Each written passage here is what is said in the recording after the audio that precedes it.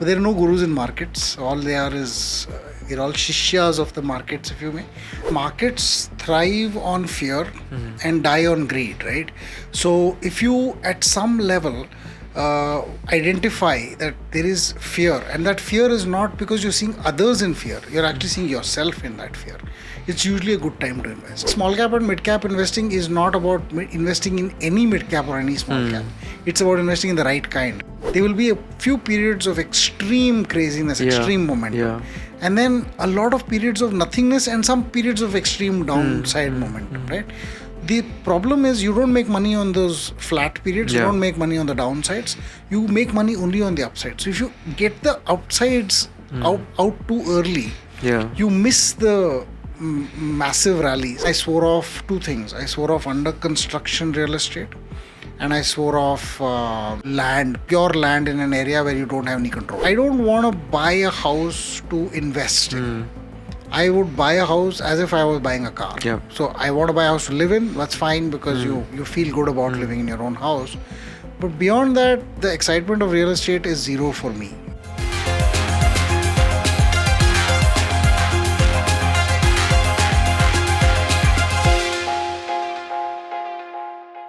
Today we have someone who, in a sense, directs the flow of discourse on a daily basis in our financial system. None other than Deepak Shenoy, founder and CEO of Capitalmind. Today we'll talk about his personal portfolio, we'll talk about his views on REITs, whether he's insured or not, his views on real estate, all kinds of interesting things about Deepak Shenoy that you might not know already. So Deepak, this is the third year I think that we're doing Guru Portfolio. Deepak, so how has your portfolio done over the past year?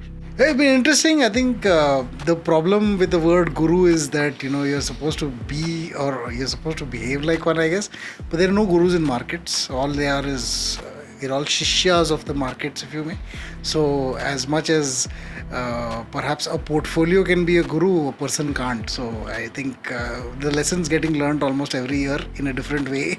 And then you just, you don't get humbled, you just feel humble. Unless you're an influencer, then everybody's the guru. That is, there are different, they're beyond my pay grades. So, you've done extremely well actually in the past year. You've got 49% return on your portfolio.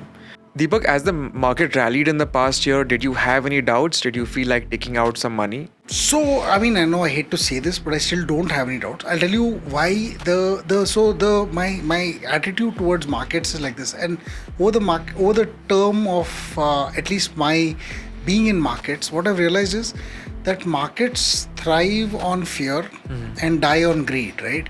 So if you at some level identify that there is fear, and that fear is not because you're seeing others in fear, you're actually seeing yourself in that fear, it's usually a good time to invest. So last March, it was an interesting point in time because I had choices, and one of the choices was should I invest more money into the markets. I had some money kept in liquidish kind of assets, and I decided this is the time, let's go all as much as I could. And March, April, May, June, I kind of pumped in a significant amount of money that I had in more liquidish kind of assets into the markets. And in July, I started getting the first feedback from, say, customers that said, is it too high? Has the markets gone too high? And I said, I don't think so, and these are the reasons why. And genuinely, when you look back upon it, that's one of the reasons why. One of the things that occurs to you is that there is a fundamental reason to value the markets at a relatively better level from earlier.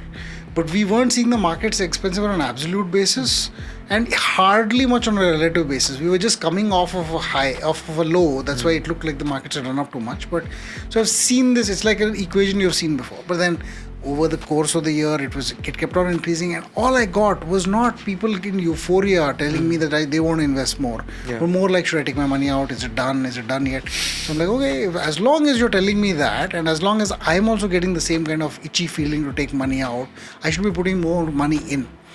I think apart from the last 3 months when there have been serious liquidity things that have come, each month there's been some big liquidity, some school fees and some this and some that.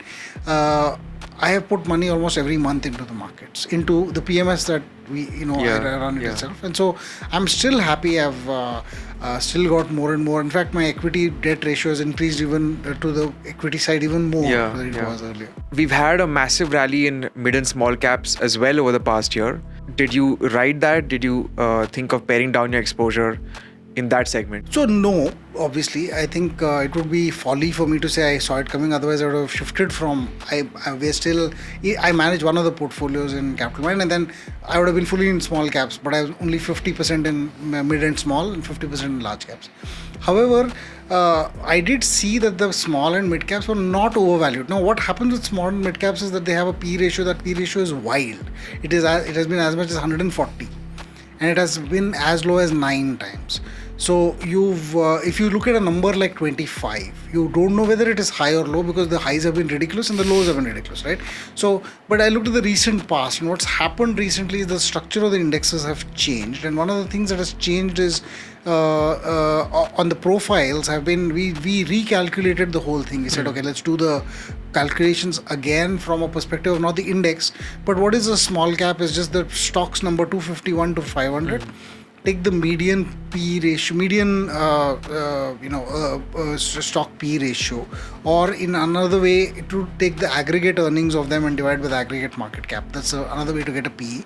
And we found that the P ratio is, it's exactly the same as it was in 2019. So I wasn't very unhappy with that because I was like, okay, if you're at the same P ratio as 2019, but you've gone up 3x. As an index, that means earnings have also gone up 3x. Right. So I'm happy if the earnings have gone up 3x in 3 years and the P ratio is the same because I'm paying the same effective price as I was 3 years ago. I wasn't too unhappy about that. But I think small cap and mid cap investing is not about investing in any mid cap or any small cap. It's about investing in the right kind, right? So there will be small caps that have suffered through this process of. I mean, there are some famous people whose portfolios have not done so well, even though they're small and mid cap portfolios, right? Yeah. So it's not like every small cap and every mid cap did fantastically.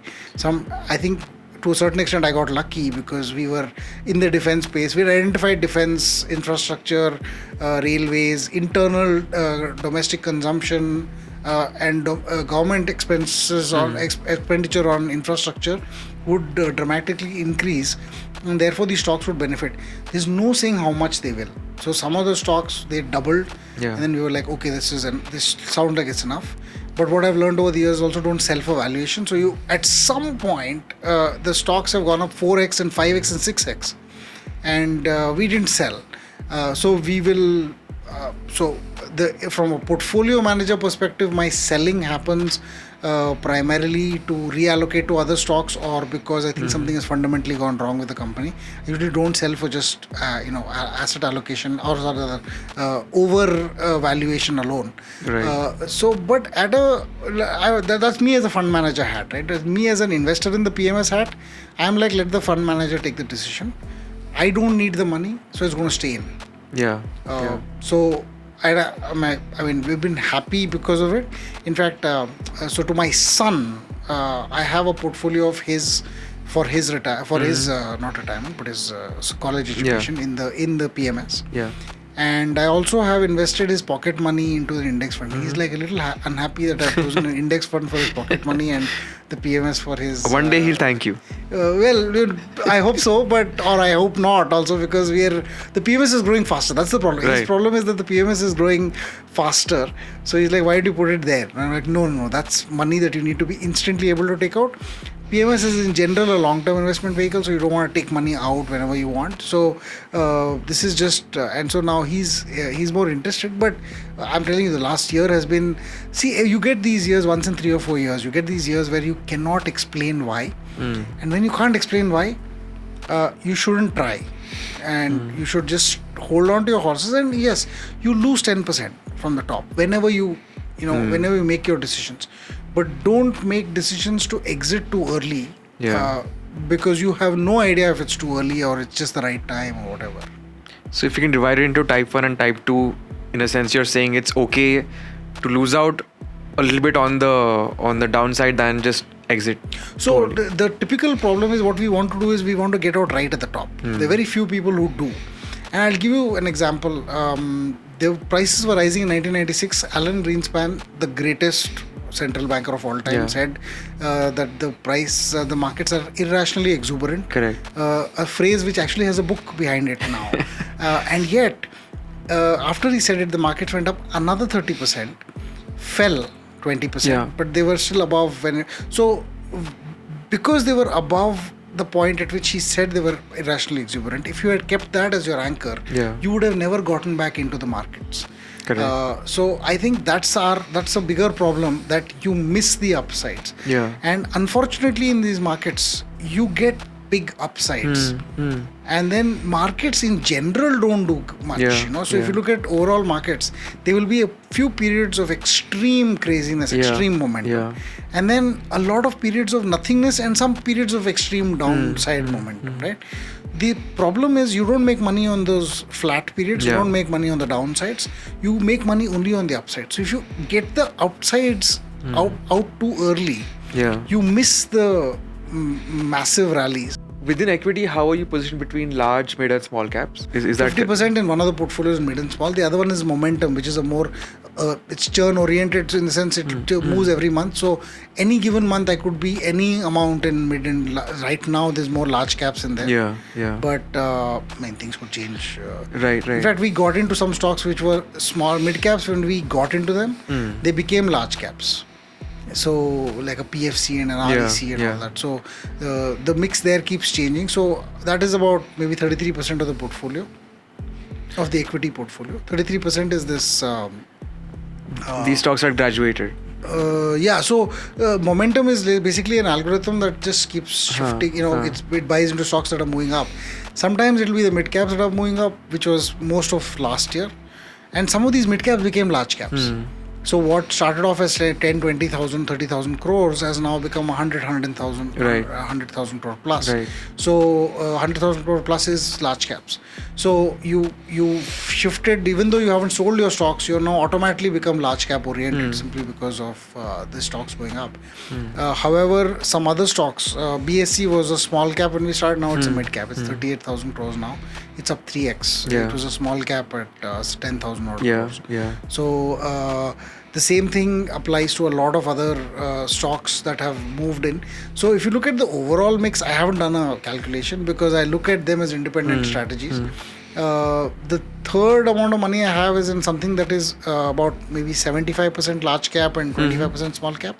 That's called a resilient. It's a more low volatility portfolio.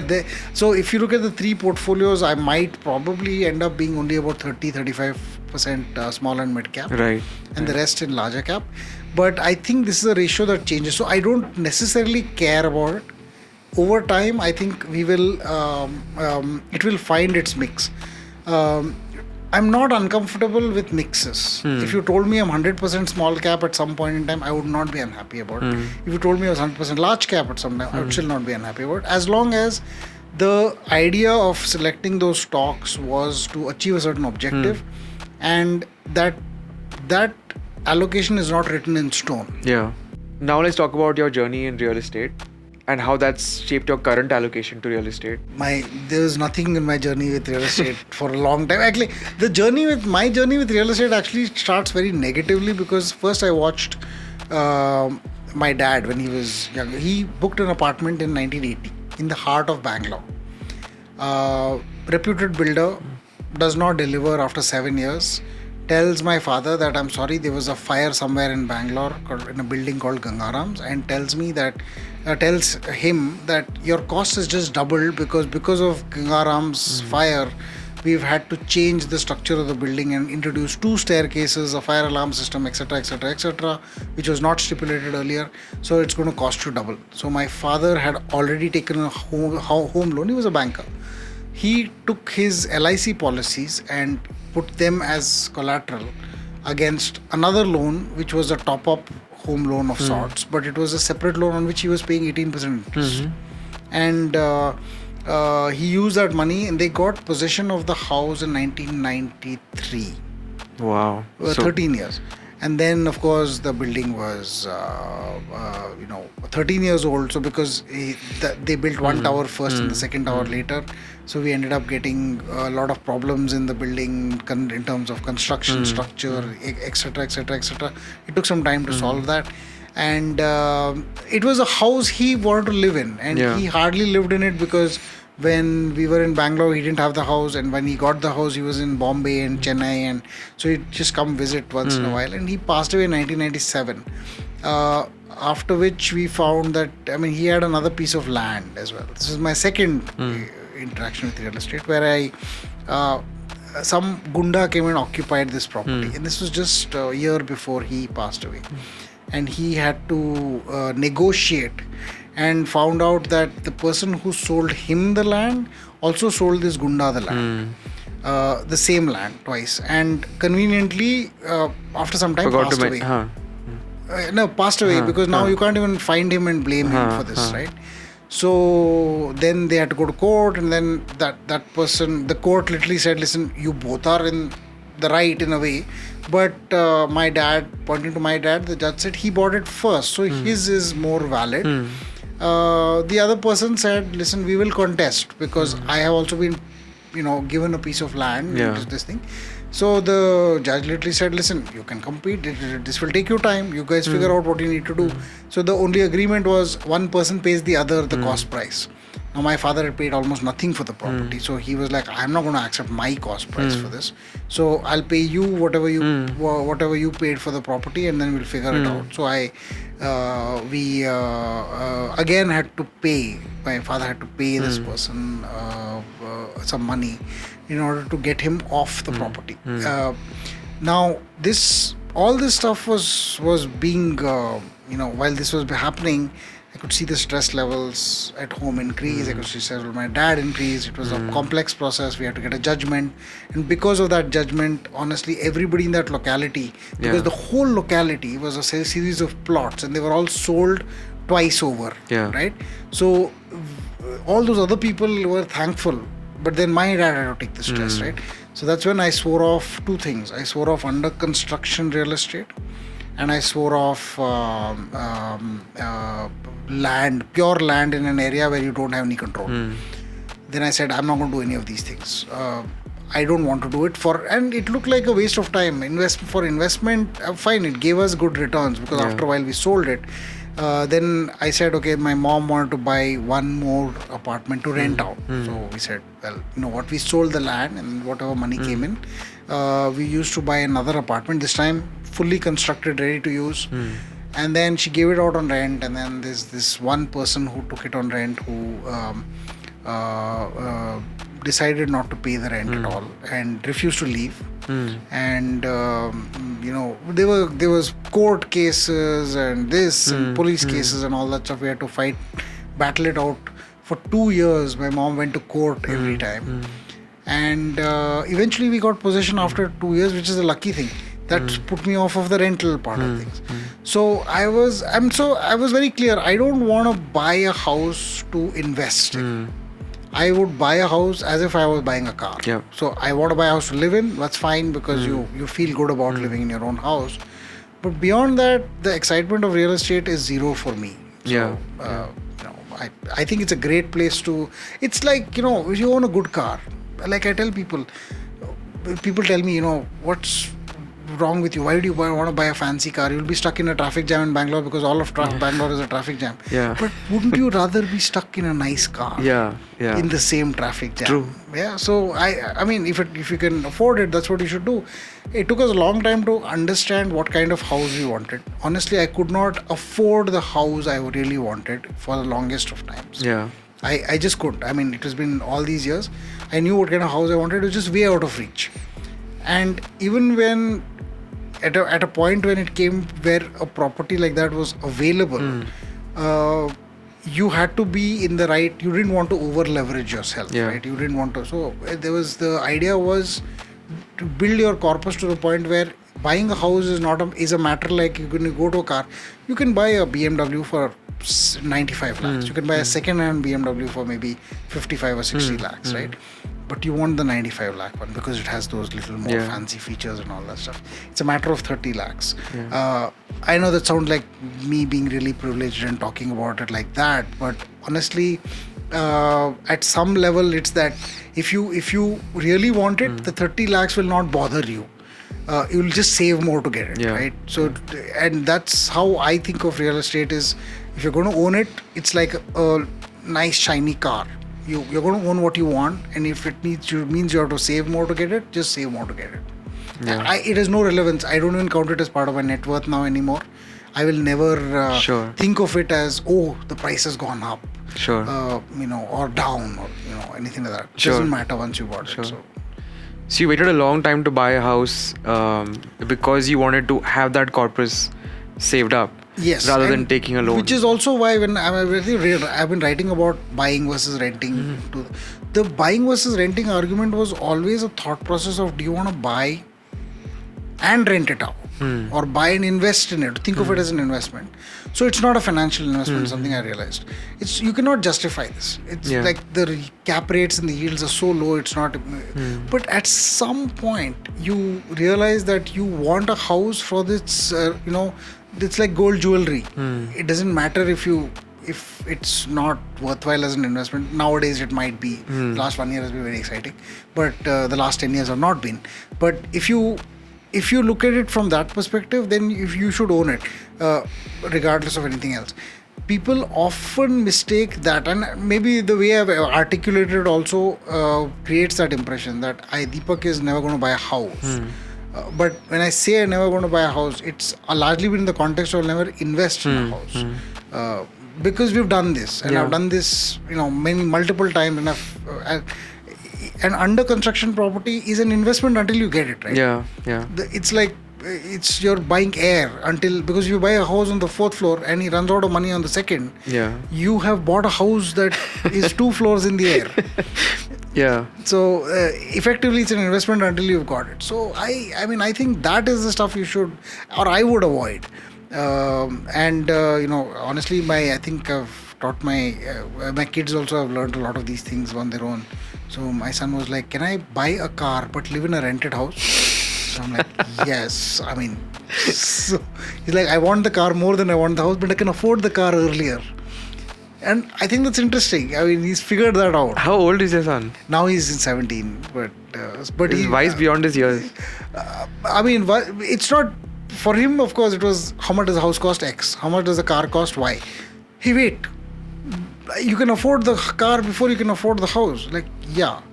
Then why didn't you buy the car first? So so I didn't realize it was that obvious. He's got his priorities right. But then he's 17. 17, you want cars. Why do you want a house at 17? True. Deepak, now let's talk about REITs. Do you invest in them? Would you invest in them with SEBI's new SM REIT regulations? I think of REITs as more fixed income than they are about equity. The most important part about a REIT, and a REIT is just a unit of a pool that owns something. And right now this something means commercial real estate, typically office buildings. Is a REIT that now owns a mall. So you can bet on mall, growth or whatever. But the new set of regulations that that have been notified, I think last month or so, allow smaller REITs to come in. Small and medium, The small and medium REITs will actually allow people like, people who own hostels and people who own a bunch of other assets to monetize them, hotels perhaps and all that, to monetize them in the sense of saying a hotel property is managed by X, but it can be owned by Y. There is a Taj in Chennai, which is a one property hotel. It is owned by a company, which is listed in the stock exchange, which owns just that one property. And all it does is own that, but it's managed by the Taj. Similarly, there was another company in Bangalore which was bought by the embassy, it was called Mac Charles. They owned one hotel called the Le Méridien. It was run by the Le Méridien group. Now the Mac Charles has been purchased by the embassy group, and they're going to make it the headquarters and so on. So you do get real estate assets which are rent yielding into these smaller REITs. So it may be interesting to see what kind of assets come and get listed. What I would of course avoid is real estate, residential real estate. Because residential real estate has this problem of if you put it into a REIT, a REIT is sold for yield. Like I think of it as a fixed income instrument, you'll get 7 or 8%. But nobody pays 7 or 8% for a house. If a house is worth 2 crores, you're getting like 4 lakhs a year for it, or 5 lakhs a year for it. At max. At max. So that's about 2.5% yield. Now, nobody's going to buy a fixed income instrument that does 2.5%, right? So at best, you got to have price appreciation on it. Now, how does price appreciation happen on a house? Quit Bangalore, because Bangalore is a different phenomenon. Almost everywhere else in the country, when you sell a house in the secondary market, there is a black component and there's a white component. And what the REIT will see is the white component. It will not see the black component at all. So, and that means it will go to the investment manager if they choose to sell an asset.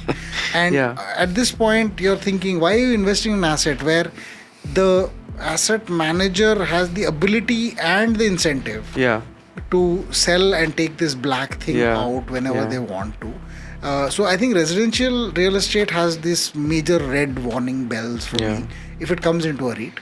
But beyond residential, I'd invest in hotels, hostels, smaller malls, co-living, maybe co-living arrangements, if they can get the agreement. These shared work office spaces, where I think rent is a bigger problem than yield. Because the problem is, you go to a place, you build a nice little office, you spend 1 crore doing up the interiors, then the landlord says, I'm sorry, I'm not renewing your lease. Then you're like, dude, you can't do that to me, I just spent 1 crore doing this. And then you lose all the both the fact that you lose customers because they've been coming to that place so long, and you lose all the interiors that you've already done, which is a pain. So instead of doing long-term leases with and then the lease increases is unpalatable for you, you might as well park it in a REIT, which allows you to streamline the rents. And REITs in general try to give you a little bit more yield than you will from a traditional fixed income instrument. Also remember that fixed income instruments are fixed income and fixed income. That means if 6% you're getting on an FD, that means 6% is all you get. Here you get 6% in year 1, then year 2 you have a slight escalation of that 6 to 6.5 and so on. Correct. So that increasing yield translates a 8% yield asset to a comparable 9.5% asset if it were to be compared to an equivalent cash flow on, say, a 10-year government bond. How are you with health insurance? We have a family floater. We have a company insurance. I have a family floater. I also have a super top-up.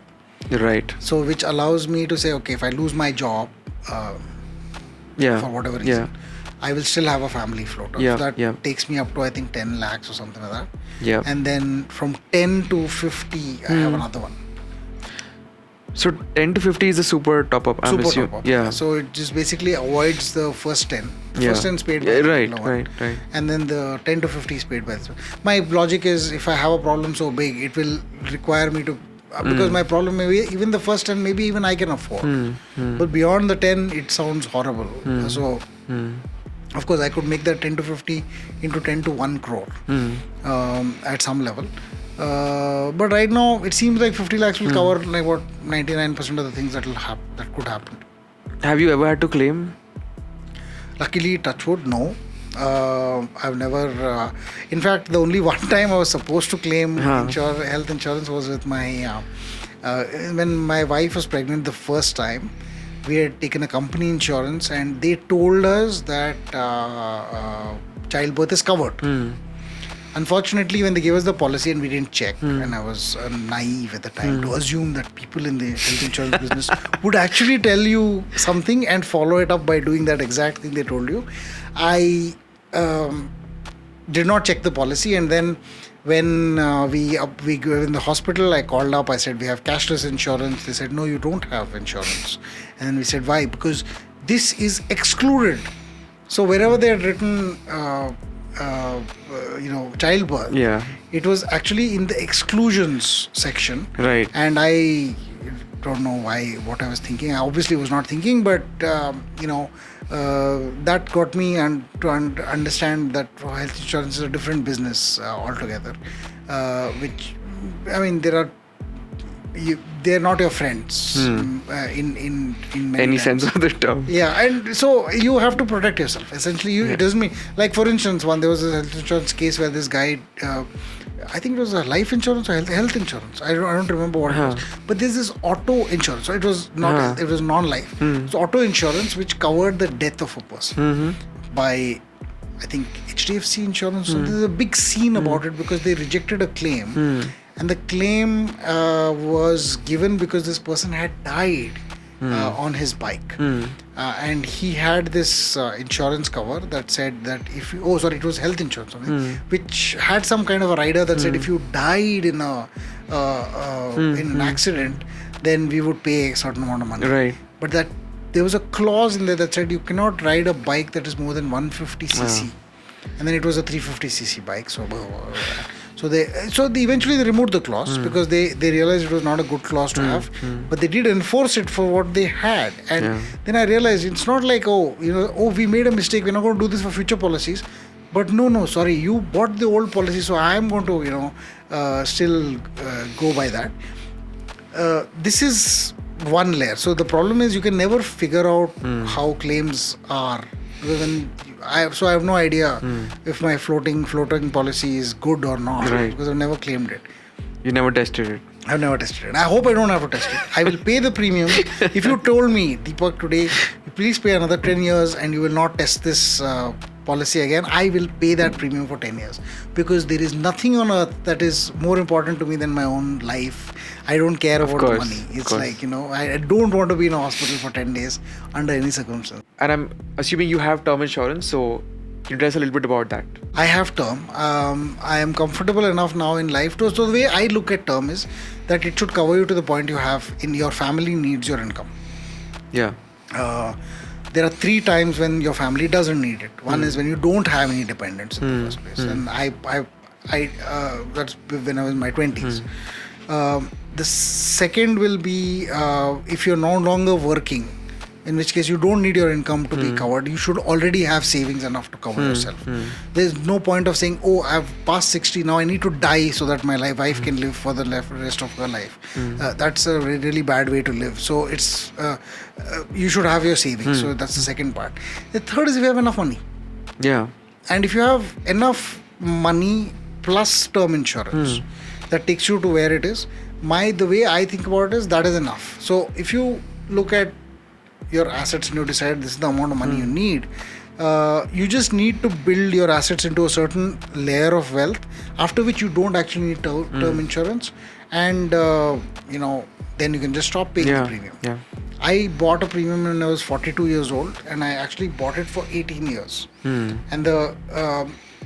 And the guy told me, why are you buying only 18 years? Nobody buys 18-year insurance.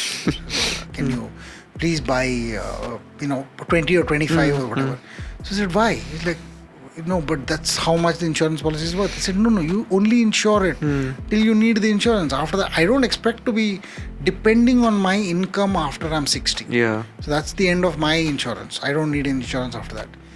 He was a little surprised, but and they were sniggering about it in the corner. But then, they did. It was a guided insurance, so I think I paid a ridiculous amount of. I must have bought a bad policy, but it was also to me a challenge that I should get to that point where I'm wealthy enough to not need this insurance at all, and therefore stop it. One last bit that we missed out on, I think. So, what part of your personal portfolio is now in PMS, in your own PMS? I still think it's probably more than, let me just see. I have the numbers. Roughly 70%. No, it's about 80+% if you overall look at the numbers, because I have some liabilities, and therefore if you cancel them out, I'm still. You have a home loan. 80%. Yeah, I have a home loan for my own company. It was easier that way because, my company earns more interest from me than it would get from a bank. For the money. So I would give me the loan. I'll pay the interest to you rather than to a bank. But I also, I mean, if you work around all of that, probably 80-90% of my assets are there. I do have, I mean, this is apart from my emergency fund requirements and all of that, and the short-term capital requirements. I probably have only about maybe 10, 15, 20% at my. It varies at different times because there are, of course, sins of the past insurance policies that suddenly mature out of nowhere. There are some. Sometimes you even bought some policies where it's actually better to stay the course than to cut them short. Correct. Because the surrender values are so bad, right? Correct. So those exist. There is assets that we don't want to get out of simply because, for instance, the debt funds. So you get out of them now. You might get pay 30%. You won't pay 30%. You because they were bought before the right. cut-off dates. Yeah. I want them to last as long as Sure. So I won't touch those Got it. for a long time. So those kind of remain with me. And you also have, I think, equity funds, right? You have Parag Flexi Cap. Yeah, so that was bought a long time back. Again, for the kids. So it was my wife had bought them, and we kept them going, kept an SIP going for a while. So that kind of remains with them. That has an exit load and all sorts of things. So we said, forget it, just leave it there. In fact, all the money that we're talking about is still all in my wife's name. Because I've purposely done that. It's for two layers of thing. First, I am financially informed. So if anything happens to me, she doesn't have to run around to move things around. Even the house is mostly in her name. It has a majority of it in her name. But the reason why it was also important to me was the other side was an equation that I could handle better. So if anything happens to her, I know that I can handle that, handle the financial part of that transaction. But so I think that should be the process for many people, where one person's financially savvy and the other person's not necessarily as financially savvy. That you should always buy the assets in the name of the person who isn't. We're not accounting for marriage breakdown. I'm not accounting for marriage breakdown. I think at those times those bets are off.